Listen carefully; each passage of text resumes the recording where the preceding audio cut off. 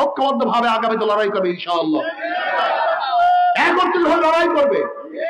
ইসলামপন্থীদের মার্কা হবে একটা, বাক্স হবে একটা, যেখানে ইসলামপন্থীরা একা থাকবে অন্য কেউ থাকবে না।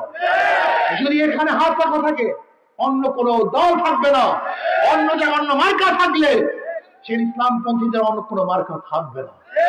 আমরা একসাথ হয়ে ইনশাআল্লাহ ইসলামের পক্ষের শক্তি ইসলামের বিপক্ষে শক্তির সাথে লড়বো, ভারতের পক্ষের শক্তি ভারতের বিপক্ষে শক্তির সাথে লড়বো, চাঁদাবাজের পক্ষের শক্তি চাঁদার যুদ্ধের শক্তির সাথে ইনশাআল্লাহ লড়াই হবে। ইনশাআল্লাহ সেই লড়াই ইনশাআল্লাহ হক বিজয় হবে, ইসলাম বিজয় হবে ইনশাআল্লাহ।